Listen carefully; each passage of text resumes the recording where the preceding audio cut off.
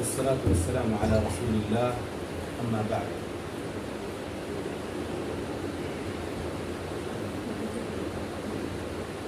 یہ اللہ تعالیٰ کی جانب سے بہت بڑا احسان ہے اور یہ رب کی جانب سے توفیق ہے کہ اللہ تعالیٰ نے ہمیں اس طبقے میں شمار کیا جو اصول علم کے لیے اپنے آپ کو وقف کیا ہوا طبقہ ہے، جو انبیاء کے وارثین ہیں، جو حقیقی معنی میں معاشرہ جو گمراہیوں کی طرف، بگاڑ کی طرف آگے بڑھ رہا ہے، اس معاشرے کی اگر حقیقی معنوں میں اصلاح ہو سکتی ہے تو وہ علم کی بنیاد پر ہو سکتی ہے، اور اللہ تعالیٰ نے ہمیں اس اہل علم کے طبقے میں شمار کیا۔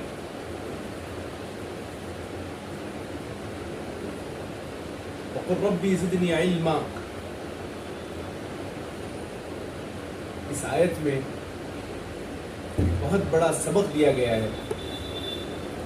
مال و دولت، جائیداد کے اضافے کا سوال نہیں کیا گیا ہے، اے اللہ میرے مال و دولت میں، میرے جمال و خوبصورتی میں اضافہ ہو، یہ نہیں، بلکہ اگر کسی چیز کے اضافے کے لیے دعا مانگنے یا سکھائی گئی ہے تو صرف اور صرف علم کے اضافے کی دعا سکھائی گئی ہے۔ وَقُلْ رَبِّ زِدْنِي عِلْمًا، کیونکہ علم ایک سمندر ہے جس کا کوئی کنارہ نہیں ہے۔ عربی کا ایک شعر ہے،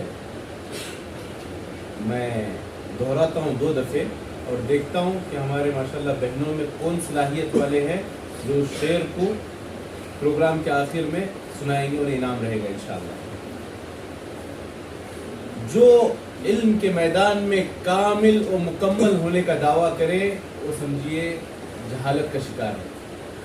وَقُلْ لِمَنْ يَدَّعِي فِي الْعِلْمِ فَلْسَفَةً وَقُلْ لِمَنْ يَدَّعِي فِي الْعِلْمِ فَلْسَفَةً حَفِظْتَ شَيْئًا وَغَابَتْ عَنْكَ أَشْيَاءُ، جو علم میں یہ دعویٰ کرے کہ میں کامل و مکمل ہوں، سمجھ لیں تم نے ایک ہی سبق یاد رکھا، بقیہ سب کچھ بھلا دیا آپ نے۔ وَقُلْ لِمَنْ يَدَّعِي فِي الْعِلْمِ فَلْسَفَةً حَفِظْتَ شَيْئًا وَغَابَتْ عَنْكَ أَشْيَاءُ۔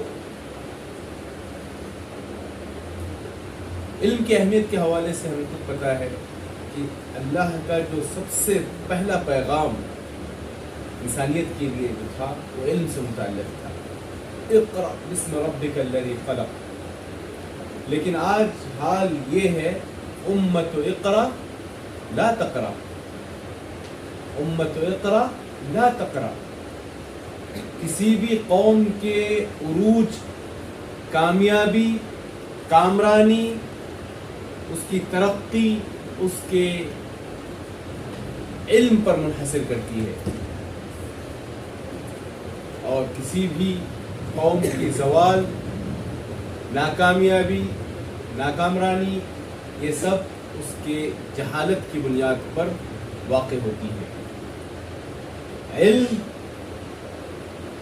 موجودہ زمانے کا ایک بہت بڑا ہتھیار ہے جس سے ہم مسلح ہو کر دنیا کا مقابلہ کر سکتے ہیں۔ علم ایک قوت اور طاقت کا نام ہے جس سے ہم مضبوط ہو سکتے ہیں۔ علم ایک نور اور ایک روشنی ہے جس سے ہماری راہوں میں آنے والی جو ظلمت ہے، شرک کی تاریکیاں، اس سے چھڑ جاتی ہیں۔ علم ایک زیور ہے جس سے ہم آراستہ و پیراستہ ہو سکتے ہیں، سنور سکتے ہیں۔ علم سے بڑھ کر کوئی دولت نہیں ہے اور جہالت سے بڑھ کر کوئی غربت نہیں ہے۔ تو یہ جو اللہ نے ہمیں موقع دیا ہے کوئی معمولی مقام نہیں ہے۔ یرفع اللہ الذین آمنوا والذین اوتوا العلم درجات، اللہ تعالیٰ اہل ایمان اور اہل علم کے درجات بلند کرتے ہیں۔ تو ہم اپنے آپ کو اس کیٹیگری کے قابل بنائیں، ہم اپنے آپ کو اس کے اہل بنائیں۔ علم کے تقاضے کیا ہیں؟ خود کی اصلاح، اپنے مسلمان بھائی بہنوں کی اصلاح اور برادران وطن تک اللہ کے پیغام کو عام کرنا ہے۔ یہ اس کے جو تقاضے ہیں، علم کو عام کرنا، جہالت کو اپنے سے اور دوسروں سے دور کرنا، اور اس راستے میں صبر کو لازم پکڑنا اور ایک دوسرے کے ساتھ خیر خواہی اور نصیحت کے سلسلے کو جاری رکھنا، ان تقاضوں کو پورا کریں۔ اہل علم طبقے کے لیے فرشتے آسمانوں میں دعائیں کرتے ہیں، چونٹیاں اپنے بلوں میں دعائیں کرتی ہیں، اور مچھلیاں سمندر میں دعائیں کرتے ہیں۔ پھر وہی سوال ہے، کیا ہم اس کے اہل ہیں؟ کیا ہم اس کے قابل ہیں؟ احساس کمتری کی ضرورت نہیں ہے، بلکہ ہمیں چاہیے کہ ہم اس کے قابل بنائیں۔ ٹائم مینجمنٹ، وقت، ادارت الوقت جسے کہتے ہیں، اپنا شیڈول مرتب کریں۔ صبح سے آپ کوئی لمحہ ضائع نہ کریں، کیونکہ وقت بہت قیمتی ہے، بہت قیمتی ہے۔ قرآن مجید میں کتنی آیتیں چاہیے جہاں وقت کی اہمیت بتلائی گئی۔ والعصر، زمانے کی قسم کھائی گئی۔ والفجر، فجر کی وقت کی قسم کھائی گئی۔ والشمس وضحاہا، سورج کی، چاشت کے وقت کی، رات کے وقت کی، چاند کی۔ کتنے آیتیں ہیں جب اللہ تعالیٰ کسی چیز کی قسم کھاتے ہیں تو اس چیز کی اہمیت کو اجاگر کرنا مقصود ہے۔ ہر انسان کو ایک دن میں 1440 منٹ ملتے ہیں، چاہے وہ ابن تیمیہ رحمہ اللہ ہوں، یا ناصر الدین البانی رحمہ اللہ ہوں، یا دکتور ضیاء رحمہ اللہ ہوں، آر کے رحمہ اللہ، یا آپ یا میں، سب کو اتنا ہی وقت ملتا ہے، 1440 منٹ۔ اسی کا صحیح استعمال، انہی اوقات کا صحیح استثمار انسان کو کامیابیاں اور کامرانیوں کی دہلیز تک لے جاتا ہے۔ اگر آپ وقت کو ضائع کر رہے ہیں، اگر میں یہ کہوں کہ وقت دولت کی طرح ہے، دولت اور یہ جو علم جو آپ حاصل کر رہے ہیں نا، یہ دونوں بہت فرق ہے۔ دولت کی ہمیں حفاظت کرنی پڑتی ہے، لیکن علم آپ کی حفاظت کرے گا۔ دولت بادشاہوں کے پاس ہوتی ہے، اور یہ بادشاہ علماء کے محتاج ہوتے ہیں، اور علم اسے کوئی debit card, A T M card تجوری میں رکھنے کی ضرورت نہیں ہے۔ دولت بانٹنے سے ختم ہو جاتا ہے، لیکن علم تقسیم کرنے سے اور زیادہ اضافہ ہوتا ہے۔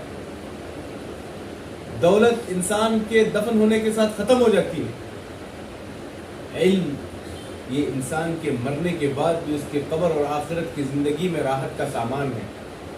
تو اس علم کو اور خصوصاً وقت کو آپ دولت سے کمپیئر نہیں کر سکتے کہ وقت دولت کی طرح ہے، نہیں، بلکہ الوقت اغلا من الذهب، سونے سے زیادہ قیمتی ہے۔ دولت آپ کے ہاتھ سے اگر مس ہو جائے یہ واپس مل سکتی ہے، لیکن جو لمحہ، یہ جو وقت ہمارا گزر رہا ہے، یہ پچھلا سیکنڈ، یہ پوری دنیا کی طاقت لگا لے، دولت لگا لے، یہ جو گزرا ہوا وقت کبھی واپس نہیں آ سکتا۔ اسی لیے کہ قیامت کے دن جو سوالات ہوں گے، 5 سوالات، ان میں عن عمرہ فیما افناہ، 5 سوال۔ اس میں پہلا سوال اپنے عمر سے متعلق کہ کہاں گوائی عمر آپ نے، پھر وہ عن شبابہ فیما ابلاہ، 5 سوال میں دوسرا سوال بھی وقت سے متعلق ہے کہ آپ نے، آپ کا جو جوانی کا پیریڈ ہے، جو طلب علم کا پیریڈ ہے، خدمت کا پیریڈ ہے، دعوت تعلیم دینے کا، خدمت خلق کا، اعلاء کلمت اللہ کے لیے کوشش کرنے کا، کسی کی اصلاح کرنے کا، بھاگ دوڑ کرنے کا، یہ قیمتی وقت آپ نے کہاں گزارا؟ اللہ کے رسول صلی اللہ علیہ وسلم نے اس دین کی دعوت اور تبلیغ میں ایک ایک لمحے کا استعمال کیا۔ کبھی آپ کو جادوگر کہا گیا، کبھی آپ کو مجنون کہا گیا، کبھی آپ کو گالیاں دی گئی، کبھی اونٹ کی گندگی آپ کے پیٹھ پر ڈالی گئی، کبھی لوگوں نے اپنی چادر کو رسی بنا کر گلا دبوچ دیا۔ آپ کے لخت جگر فاطمہ رقیہ فاطمہ کے علاوہ رقیہ کلثوم زینب عبداللہ ابراہیم قاسم سب شہید ہو گئے، آپ کے دندان مبارک شہید ہو گئے، آپ کے عزیز صحابہ احد میں 70 صحابہ،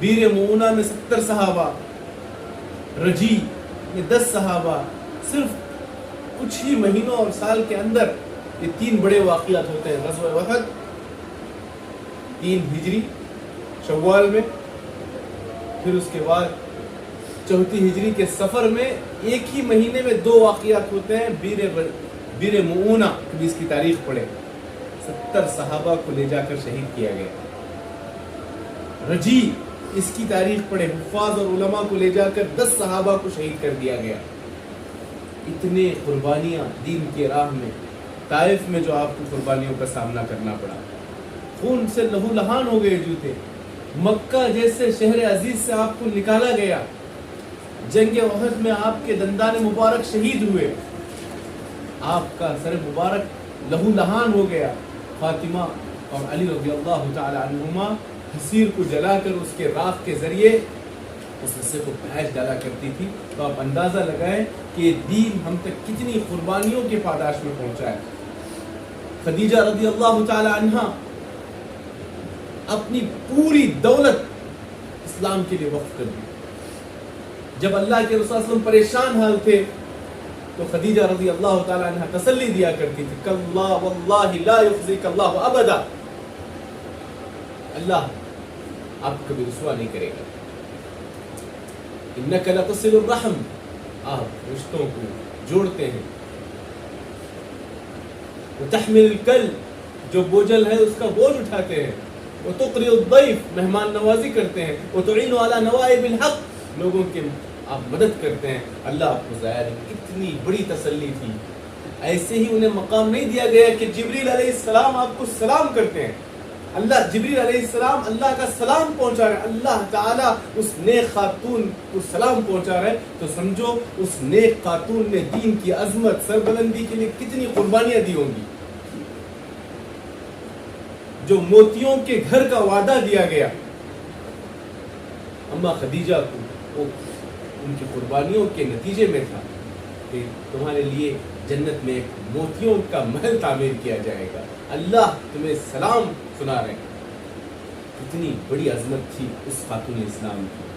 اما عائشہ رضی اللہ تعالیٰ عنہ کی سیرت کا مطالعہ کریں، اپنی کتنی عمر تھی جب وہ بیوہ ہوئی، اس کے بعد بقیہ جتنی زندگی رہی اللہ کے رسول صلی اللہ علیہ وسلم سے جو سیکھا تھا، جو تعلیم حاصل کی تھی، اس کو امت میں انہوں نے بانٹا، اور اس دین کے قبول کرنے کے پاداش میں ایک خاتون پر عفق، سورہ نور کے آیات کو آپ ذرا سوچیں، ایک پاکیزہ خاتون صدیقہ بنت صدیق، ان کے باپ انبیاء کے بعد سب سے افضل انسان، اور صدیق عمرو بن العاص پوچھتے ہیں سب سے بہترین اور محبوب آپ کے پاس کون ہے؟ اللہ کے رسول، بلا تردد اللہ کے رسول کہتے ہیں عائشہ۔ کتنی عزیز محبوب اور آپ صلی اللہ علیہ وسلم کی لاڈلی، اس خاتون پر اسلام کے پاداش میں منافقین نے کیا الزام لگایا، تہمتیں لگائی، لیکن اسلام کی خاطر اس کو بھی برداشت کیا، دل برداشتہ نہیں ہوئے اور دین سے بیزار نہیں ہوئے اور جا کر کونے میں نہیں بیٹھے، لیکن اس صبر کا نتیجہ تھا قیامت تک پڑھی جانے والی آیات سورہ نور میں نازل ہوئی۔ آپ ان کی عظمت کو سمجھیں، ان صحابیات کی، اسماء بنت ابی بکر انہی کی بہن، کس قدر بہادر تھی وہ۔ زبیر رضی اللہ تعالیٰ عنہ جو عشر مبشرہ ہے، ان کی اہلیہ تھی، مدینے میں سب سے پہلے مسلم، یعنی جن کو اولاد نصیب ہوئی، کیونکہ جب مسلمان مدینہ آئے تو کہا گیا کہ تمہیں اولاد نہیں ہوگی، کیونکہ ہمارے معبودان باطلہ آپ سے بیزار ہیں، تو سب مایوس ہو گئے تھے۔ سب سے پہلا گھر جہاں جو خاتون اولاد جنتی ہیں وہ کون تھی؟ اسماء بنت ابی بکر۔ ابو جہل نے ہجرت کے موقع پر اس قدر زور سے تماچا انہیں مارا تھا، کان کی بالیاں پھٹ گئی تھی اور چہرے پر نشان تھے۔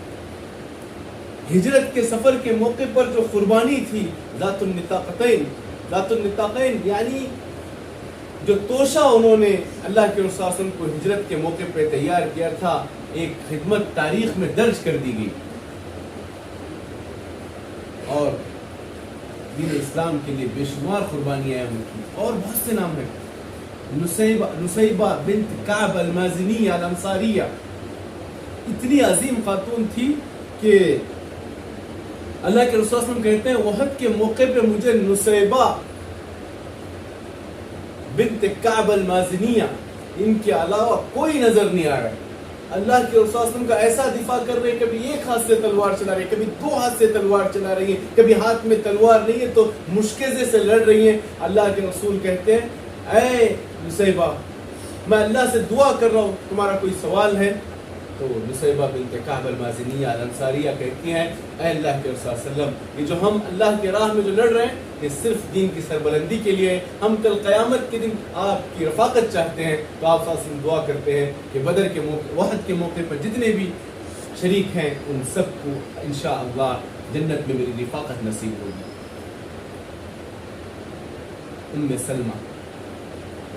ام سلمہ ہجرت کا موقع یاد کریں. مکے والوں کا مکمل مال لوٹ لیا گیا، جائیداد لوٹ لی گئی، پراپرٹیز لوٹ لی گئی، شہر سے در بدر کر دیا گیا، نکال دیا گیا. اب جا رہے ابو سلمہ، ام سلمہ اور سلمہ، باپ ماں اور بیٹی تینوں ہجرت پہ جا رہے ہیں. ابو سلمہ ہجرت کر رہے ہیں تو ام سلمہ کے خاندان والے آئے اور کہا کہ اے ابو سلمہ اگر تم جا رہے ہو تو ام سلمہ کو لے جانے کی اجازت نہیں ہوگی. میاں بیوی کو الگ کر دیا. پھر اس کے بعد جب میاں بیوی الگ ہو گئے تو ابو سلمہ کے خاندان والے ام سلمہ کے گود میں جو بچی تھی سلمہ کو چھین لیا، کہا تم بھی نہیں جا سکتی ماں کے پاس. ہجرت کے پاداش میں باپ ابو سلمہ الگ، ام سلمہ الگ، سلمہ الگ، تینوں کو الگ کر دیا گیا. لیکن ہجرت نہیں رکی اور ان کی قربانیاں نہیں تھمی. یہ جو ہمارے پاس صحابیات کی سیرت ہے اس کو ہمیں بار بار پڑھنا چاہیے، بار بار دہرانا چاہیے. اور بے شمار صحابیات ہیں، یقیناً آپ کے ذہن میں بھی کئی نام ہوں گے. مثلا اور کون سی صحابیات ہیں جن کی قربانیوں کا ہم ذکر کر سکتے ہیں، جنہوں نے اسلام کی پاداش میں رقیہ رضی اللہ تعالیٰ عنہ جو عثمان رضی اللہ تعالیٰ عنہ کے ساتھ حبشے کے ہجرت پر نکل گئی. اللہ کے رسول صلی اللہ علیہ وسلم کا حکم آیا تو حبشہ، ایشیا چھوڑ کر افریقہ گئی، حبشہ جا کر واپس آئیں. پھر اللہ کے رسول صلی اللہ علیہ وسلم نے کہا دوبارہ ہجرت، تو پھر دوبارہ دوسری ہجرت مدینے کے لیے گئی رقیہ رضی اللہ تعالیٰ عنہ.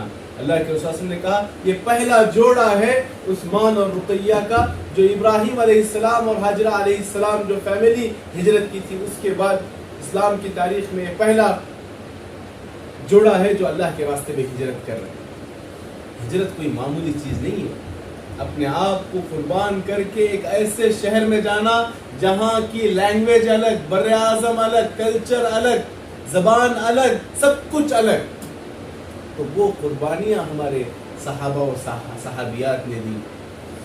تو یہ جو دین ہم تک پہنچا ہے بڑی قربانیوں کے ساتھ.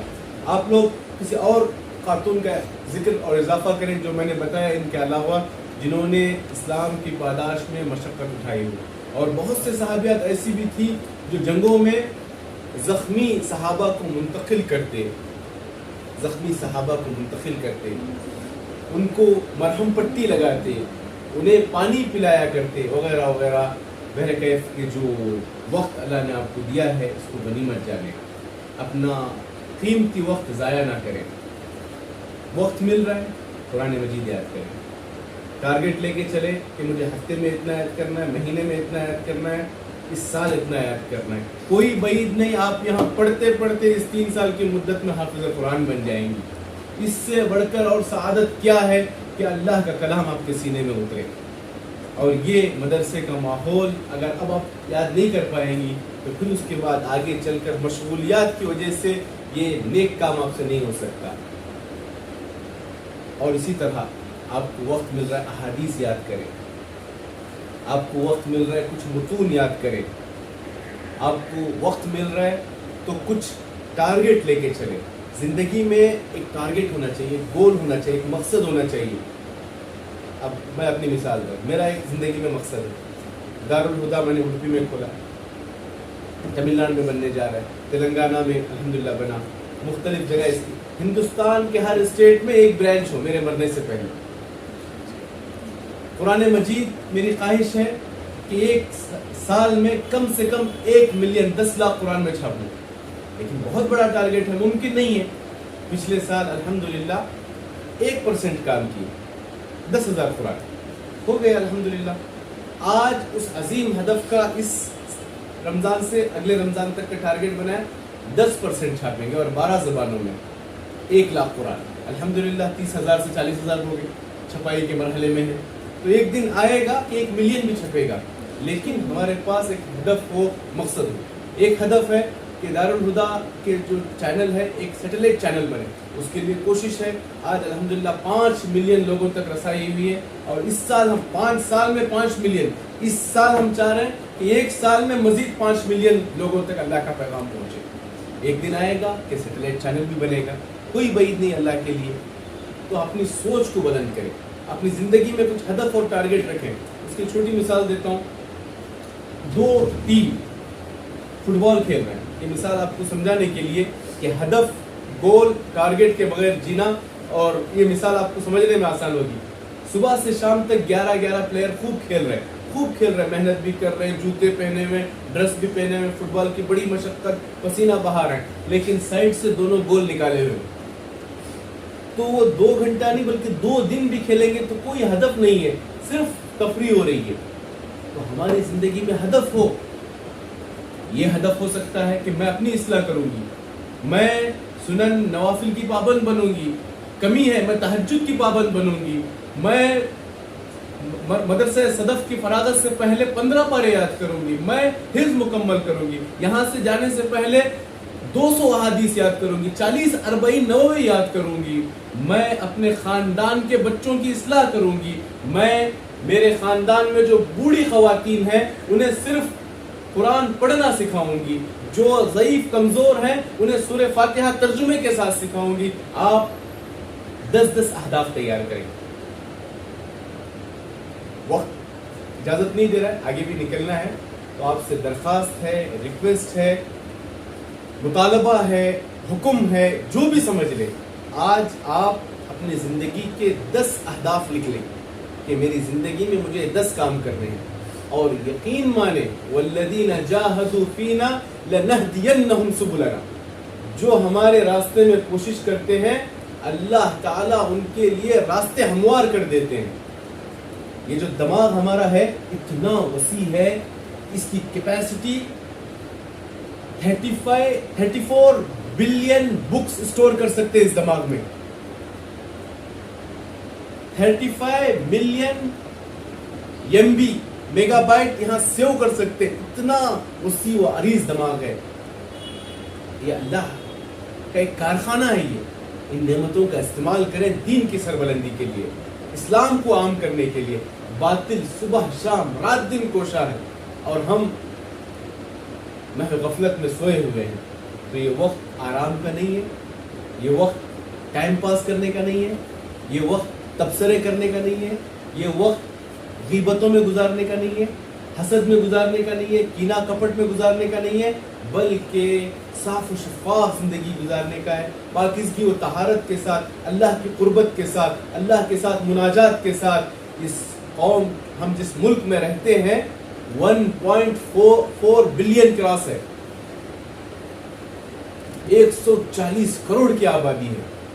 یہ کوئی چھوٹا ملک نہیں ہے کہ تھوڑے ایکٹیویٹیز کچھ 2-4 سینٹر کام کر لیں, 10-15 دائی کام کر لیں. نہیں, دارالصدف سے ہر سال 50 معلمات چاہیے, 10 سے 15 حافظات چاہیے, داعیات چاہیے, کیونکہ یہ ملک بہت بڑا ہے, بہت زیادہ کام کرنا ہے, بہت بڑی ذمہ داریاں ہیں ہمارے کاندھوں پر. تو اس لیے کوشش کریں تم میں سے ہر ایک بہن اپنے زندگی کے 10 اہداف اور مقاصد اپنے دفتر میں لکھیں. کسی کو دکھانے کی ضرورت نہیں. شیخ الجامع آپ کے پوچھ رہے تو انہیں دے, لیکن میں کہہ رہا ہوں ڈرنے کی ضرورت نہیں, احساس کمتری کا شکار ہونے کی ضرورت نہیں, میں کیا کر سکتی ہوں سوچنے کی ضرورت نہیں ہے. عبدالرحمن السمیت ایک شخص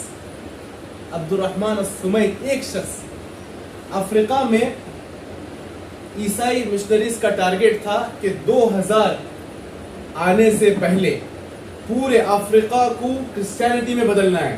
پورا پلان تیار کیا گیا, مشنریز لگائی گئی, عورتیں, خوبصورت عورتیں شادی کیے بغیر افریقہ کے ان جنگلوں میں جہاں مچھر ہیں, جہاں کالے بچے ہیں, جہاں پانی کی سہولت نہیں ہے, وہاں جا کر کالجز, یتیم خانے, کیا کیا نہیں کیا, اپنی زندگیاں وقف کر دی کہ افریقہ کے پورے بر اعظم کو ایک عیسائی بر اعظم بنانا ہے. لیکن ایک شخص کھڑا ہوا, کوئی عالم فاضل ایسے کچھ نہیں تھے, ڈاکٹر تھے عبد الرحمن السمیت. اس قدر جا کر کام کیے, اس قدر جا کر کام کیے کہ افریقہ کے جنگلوں میں, افریقہ کے ایوانوں میں, افریقہ کے گلی گلی میں جا کر کام کیے کہ عیسائیوں نے جو ٹارگیٹ بنایا تھا کہ 2000 آنے تک پورا بر اعظم کرسچینٹی میں بدل جائے, ایک ہی شخص نے ان کے پلان کو فیل کیا, اور ان کے مرنے تک ان کے ہاتھوں پر اسلام قبول کرنے والوں کی تعداد 11 ملین لوگ ہیں. 11 ملین لوگ اسلام قبول کیے. 650 سے زائد 6000 سے زائد مساجد بنوائے, اور 20,000 سے زائد کنویں کھدوائے, اور 50,000 یتیم بچوں کی کفالت کیے, اور 4 عالمی معیاری یونیورسٹیز بنوائی, مکتبات, مکاتب جسے کہتے ہیں, صبح شام کے مدرسے ہزاروں بنائے, اور ان کے شاگردوں کی تعداد لاکھوں میں ہے. ایک شخص. تو یہ سوچنا کہ ہم کچھ نہیں ہے, ہم سے کچھ خدمت نہیں ہو سکتی, اس احساس کمتری سے باہر آئیں, اپنی صلاحیتوں کا اظہار کریں, دین کی راہ میں قربانی دینے کی کوشش کریں. آپ جس قدر صلاحیتوں کو نکھارنے کی کوشش کریں گے, مزید اس میں اللہ کی توفیق ہوگی.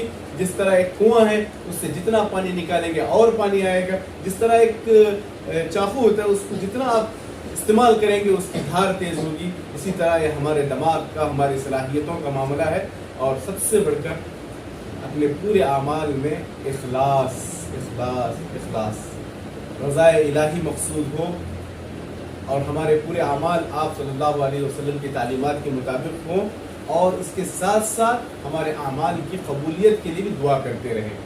تو انہی میں کچھ منتشر باتوں کے ساتھ اپنی بات ختم کرتا ہوں. پھر میں دوبارہ دہراتا ہوں, ہر بہن الزامی طور پر, یعنی کہ ریکویسٹ, آرڈر سمجھ لیں, 10 اپنے زندگی کے اہداف لکھیں. ایک دن آئے گا اللہ تعالیٰ 2 3 4 اس طرح 10 کے 10 اہداف اللہ پورے کرے گا, اور آگے چل کر یہ کارواں اور قافلہ اور بڑھتا جائے گا انشاءاللہ. صلی اللہ تعالیٰ علی نبینا محمد وعلی آلہ وصحبہ وسلم. السلام علیکم ورحمۃ اللہ وبرکاتہ. جزاکم اللہ خیر. بھی تقدیر سنور سکتے, میں اس لیے بول رہا ہوں کیونکہ اکثر جب ہم کلاس میں بیٹھتے ہیں نا, ایک اردو میں ہمارے مدارس سے مشہور ہے, جمع حاضر واحد غائب. جمع حاضر مطلب جسم یہاں پر ہے, ہم بیٹھے ہیں, ہمارا دستہ ہمارے پاس موجود ہے, پوری تیاری کے ساتھ بیٹھے, سب کچھ موجود ہے. دماغ غائب باہر رہتا ہے, کچن میں دوپہر میں کیا کھانا ہے, رات کی کیا تیاری ہے, اگر عید قریب آ رہی ہے تو آپ عاشورے کے روزے میں افطاری میں کیا تیاری کرنا ہے, یہ سب گھومتا رہتا ہے. سمجھ رہے؟ تو اکثر کا جو مسئلہ ہوتا ہے نا, واحد جمع حاضر واحد غائب, ایسا نہیں ہونا ہے. مکمل کلاس میں آئے تو سب کچھ, جہاں چپل چھوڑتے نا وہاں چھوڑ کر آ جانا. یہاں پوری یکسوئی کے ساتھ, سنجیدگی کے ساتھ, بالکل دل لگا کے پڑھنا ہے, تب جا کر چیزیں کیچ ہوتی ہے. ورنہ وہ دماغ کیچ نہیں کرتا ہے, کیونکہ وہاں کھچڑی دوسری پک رہی ہے. ابھی میں شعر بول رہا ہوں, فوراً آ کے سنانا, فوراً سنانا. ایک پتھر کی بھی تقدیر سنور سکتی ہے, شرط یہ ہے کہ سلیقے سے تراشا جائے. کسے یاد ہے؟ سنائیں. ایک پتھر کی بھی تقدیر سنور سکتی ہے, شرط یہ ہے کہ طریقہ و سلیقے سے تراشا جائے. کوشش ہے, یہ کوشش, کوئی بھی چیز, اسے آپ اپنے آپ کو کیا کہتے ہیں, اور کسی کو یاد ہے فوراً سنا سکتے ہیں؟ سنائیں.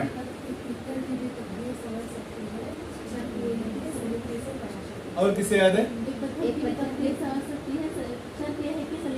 ہاں, یہ اس لیے بتایا جا رہا ہے کہ ہمارے دماغوں کا ہم استعمال کریے, اللہ کی بہت بڑی نعمت ہے. میں نے دوران تقریر بتایا کہ کچھ تحقیقات بتلاتی ہیں کہ دماغ کی کیپیسٹی کتنی ہے. میں نے کیا مثال دی, کتنے بلین بکس اس میں ہم سیو کر سکتے ہیں. 34 بلین. 4 بلین بکس یہاں ہم ذخیرہ جمع کر سکتے ہیں. 35 ملین میگا بائٹ یہاں محفوظ کر سکتے ہیں. کیونکہ جتنے بھی جدید ذرائع ہیں, وسائل تواصل ہے جو ہم استعمال کرتے ہیں, یہ کس کی تیار کرتا ہے؟ انسانوں کی. اپنے ہاتھ سے ہم نے انسان نے بنایا, اللہ نے اس کو توفیق دی. تو جو یہ اجہزہ اور یہ ذرائع ابلاغ یہ جو ہم تیار کر رہے ہیں, وہ بنانے والا دماغ کتنا تیز ہوگا, بس اس کا استعمال کریں. اس کی ایک مثال دیتا ہوں. ایک 10th کے طالب علم کے بارے میں تھا, بڑا مایوس تھا. کچھ بھی یاد کر رہا ہے تو یاد نہیں ہوتا. تو ایک دن مایوس ہو کر وہ کسی جگہ سے گزر رہا تھا, تو ایک کنویں کے پاس کھڑا تھا.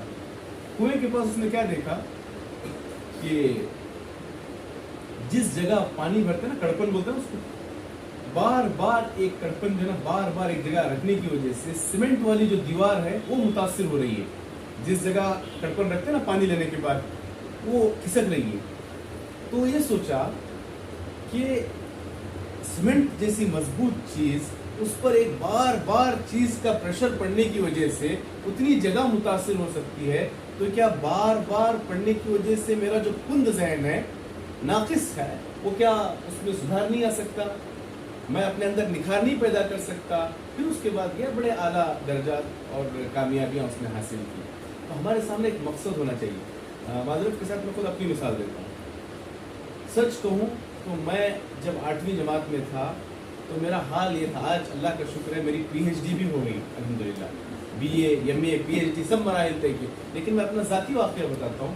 جب میں 8 میں تھا تو اتنا کمزور تھا, اتنا ویک طالب علم تھا کہ 100 نمبر میں جو 6 سبجیکٹ ہوتے ہیں نا, اس میں سب سے ہائیسٹ نمبر میرے کسی سبجیکٹ میں تھے تو 36. اس کے علاوہ پورے ڈیجٹ تھے میرے پاس, 9 8 10 12 پورے ملتے تھے بقیہ سبجیکٹ میں. لیکن میرے والد محترم سمجھ گئے کہ اس لائن انگریزی میڈیم میں مجھے ڈال دیے تھے, میں اس کو استیاب نہیں کر پا رہا تھا. اسی لمحہ ضائع کیے بغیر عمر آباد میں پروسیس ہوتا ہے, لیٹر لکھے, موافقہ ہے, سب کچھ, اس کے بغیر کلاسز شروع ہو چکی ہیں, جا کر مجھے عمر آباد میں بلایا. پھر اس کے بعد وہاں ایک ساتھی تھے, وہاں بھی عمر آباد جانے کے بعد بھی ایسے کوئی کیا کہتے ہیں کوئی اچھا رزلٹ نہیں تھا. عبدالواجد صاحب اللہ یرحمہ ہوں, انہوں نے انٹرویو لیا اور لیٹر لکھا, عارضی داخلہ ملے گا, اگر 3 مہینے کے اندر ریکوری نہیں ہو تو پھر واپس. تب بھی کوئی سدھار نہیں آیا. 1 سال ایسے ہی گزر گیا. 30-40 سیٹ تھی, بالکل آخری طلبہ سے کچھ پہلے. پھر اس کے بعد ایک ساتھی نے کہا کہ تھوڑی سی محنت کر لیں تو جامعہ اسلامیہ چلے جائیں گے. اور وہ جامعہ اسلامیہ کا دماغ میں بٹھا دیا. اس وقت سے ایک ہدف ٹارگیٹ مل گیا, تو پھر محنت شروع ہوئی, سامنے ایک گول مل گیا نا, ایک ہدف اور مقصد. چلو اب اور ایک امتحان لے لیں, ایک اور ایک شعر فوراً سنانا. عربی شعر نہیں بولوں گا, عربی یاد ہے وہ جو شروع میں بولا, کسے یاد ہے؟ دیکھیں بغیر. ہاں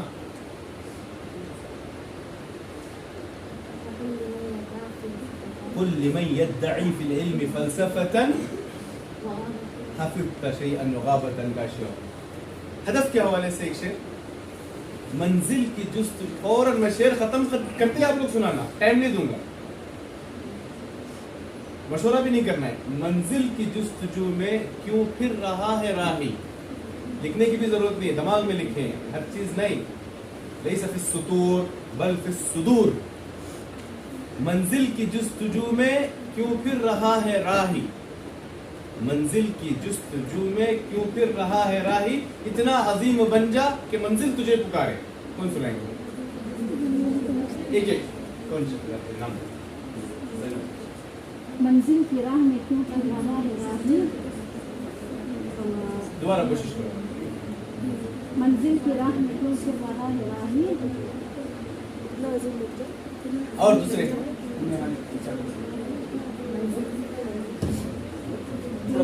منزل کی جستجو میں کیوں پھر رہا ہے راہی. اتنا عظیم بن جا کہ منزل تجھے پکارے. ایسی. اب کیسے آپ لوگ فوراً یاد کیے؟ تو اسی طرح استاد جب آ کر بتاتے ہیں آج فلاں سبق ہے, اسی سیکنڈ یاد کر لینا چاہیے. ایسا نہیں کہ نوٹ کریں گے پھر اس کے بعد گھر جائیں گے دفتر کھولیں گے تب بھی نہیں، کل امتحان آئے گا نا، رات امتحان کی رات تب بھی یاد کریں گے. اگر ایسا قسم کھائیں تو اسی دن یاد ہوگا. اگر کوئی نہیں مجھے ابھی یاد کرنا ہے تو اسی سیکنڈ یاد کر سکتے ہیں، کیونکہ ہماری میموری کی کیپیسٹی میں نے بتائی. اچھا بہرکیف دوسرے سال محنت کر کے 17 سیٹ پہ پہنچے، تیسرے سال اور محنت، جامعہ اسلامیہ ایک ہدف ٹارگیٹ آ گیا تھا. پھر ایسے ہوتے ہوتے ہوتے 5 3 2 1 تک پہنچ گئے. 7ویں جماعت 8ویں جماعت فائنل ہے نا، تو 7ویں جماعت میں ہی پہلی سیٹ آ گئی، جس کے لیے میں کوشش کر رہا تھا، جامعہ اسلامیہ کا ہدف وغیرہ وغیرہ وغیرہ. لیکن اپنے اسباب پر، اپنی قدرات پر، اپنی صلاحیتوں پر اعتماد نہیں ہونا چاہیے. اس کے بعد جو میرے ساتھ جو حادثہ ہوا کہ 8ویں جماعت میں جب میں گیا تو ایسی میری طبیعت بگڑی، اساتذہ نے مجھے حکم دیا کہ آپ 6 ماہ جا کر گھر ریسٹ کریں گے، آرام کریں گے. میری بیگ سے ہی مجھے نکال دی. مجھے یاد ہے عبداللہ جلن صاحب اور اختر حسین صاحب آ کر کلاس میں بولے بہت شکریہ، آپ کے اندر پڑھنے کی حرص ہے، تڑپ ہے، آپ باہر آ سکتے ہیں. طبیعت کسی صورت اجازت نہیں دیتی، میڈیکل سرٹیفکیٹ اجازت نہیں دیتی. مجھے روتے روتے میں کلاس سے نکلا اور 2-3 ماہ تو گھر میں جا کر کوما جیسی کیفیت تھی، کیونکہ جس مقصد کے لیے میں کوشش کر رہا تھا وہ مقصد فوت ہوتا ہوا نظر آ رہا ہے. میری پوری بیچ، میرے جو ساتھی جن کے ساتھ میں 7 سال کا سفر کیا تھا، 8ویں سال اور مجھ سے پہلے فارغ ہوتے چلے گئے. اب میں دوسرے سال آ رہا ہوں، ساتھی بھی نہیں رہے، وہ ماحول بھی نہیں رہا، طبیعت کا معاملہ، میری بیٹھنے کی کرسی الگ، مریض جیسا پورا ٹریٹمنٹ ہو رہا ہے. رات میں آ کر وارڈن سب 9 بجے آف کر دیتے، عشاء کے بعد کا حال جو پڑھائی کا ہوتا ہے اس کی ضرورت نہیں، ایک الگ پروٹوکول چلنے لگا. تو پھر اس کے بعد پڑھائی کے لیے بیٹھنے ہی نہیں دیتے تھے، پہلی سیٹ سے واپس تیسری سیٹ پہ نیچے آ گئے. اب وہ جامعہ اسلامیہ وہ یہ تھوڑا سا کہیں نہ کہیں متاثر ہوتا ہوا نظر آنے لگا. اللہ کا کرنا ایسا ہوا کہ جامعہ اسلامیہ میں جو داخلہ ہوا ہندوستانی طلباء کا، صرف 2 طلباء کا داخلہ ہوا. میری کون سی سیٹ تھی؟ تیسری. صرف 2 طلباء کا، پہلی سیٹ اور تیسری سیٹ. پہلی سیٹ اور تیسری سیٹ. دوسرے جو سیٹ والے ساتھی تھے ان کے ڈاکیومنٹس کے مسائل آ گئے، ان کا نہیں ہو سکا، فرسٹ اور تھرڈ کا ہوا. اس وقت اللہ قدرت رحمت کرے ہمارے استاد اساتذہ حافظ الرحمن اعظمی رحمہ اللہ پر، انہوں نے آفس میں بلا کر ایک بات کہی، تمہارا بیمار ہونا مشیت الہی کیا ہے ہم نہیں بول سکتے، کوشش پوری کرنا، لیکن اپنی صلاحیتوں کی بنیاد پر میں والا میں جو کہتا ہوں سب سے بڑا ابلیس ہے. یہ اپنی صلاحیتوں پر، قدرات پر، طاقت پر، مواہب پر اعتماد نہیں ہونا چاہیے، اللہ کے حوالے. وفوض امری الی اللہ. شیخ نے کہا کہ تمہارا بیمار ہونا تمہارے جامعہ اسلامیہ میں داخلے کا سبب بنا. کیسے؟ جس سال میں جس بیچ میں تھا 50 ساتھی تھے، اس سال جامعہ اسلامیہ میں کسی ساتھی کا داخلہ ہی نہیں ہوا، کسی کا داخلہ نہیں ہوا. اور دوسرے سال میری پوزیشن بھی نیچے گئی، اس کے باوجود اللہ نے اسباب راہ نکالی کہ اس طرح کہ جامعہ اسلامیہ بغیر انٹرویو کے، بغیر مدینہ گئے ہمارا ہو گیا. تو اس لیے بار بار صلاحیت اور پرسنالٹی ڈیولپمنٹ کی بات آ رہی ہے، اپنے عقل کے استعمال کی، اپنے ہوشیاری کی باتیں ہم بہت کیے، لیکن ان سب کے باوجود اگر آپ اللہ کے سامنے خشوع و خضوع کے ساتھ دعائیں نہیں کریں گے، اپنے سجدوں میں، لمبے لمبے سجدوں میں اللہ کے سامنے گڑ گڑا کر سوال نہیں کریں گے، اپنے مستقبل کے لیے اللہ کے سامنے جھولی نہیں پھیلائیں گے، تو پھر کچھ حاصل نہیں ہوگا. تو اخلاص بہت ضروری ہے، دعائیں بہت اثر کرتی ہیں، اور جو چیز اللہ کے پاس مانگی جائے وہ کسی نہ کسی صورت اللہ تعالیٰ عطا کرتے ہیں. سوال جو آپ کریں گے، جو اللہ سے مانگیں گے، کسی نہ کسی اور اچھے احسن شکل میں آپ کو ملے گی. اس لیے اپنا تعلق اللہ سے لگائے رکھیں، وقت کا مکمل استعمال کریں، ادارے کے جو گائیڈنس اور تعلیمات ہیں، توجیہات ہیں، اس کو قبول کریں. وقتی طور پر وہ آپ کو تھوڑا سخت لگ سکتی ہیں، لیکن اسی میں مصلحتیں ہیں، حکمتیں ہیں، اور اسی میں آپ کی بھلائی ہے. معذرت کے ساتھ بات کچھ لمبی ہو گئی. السلام علیکم و رحمۃ اللہ وبرکاتہ.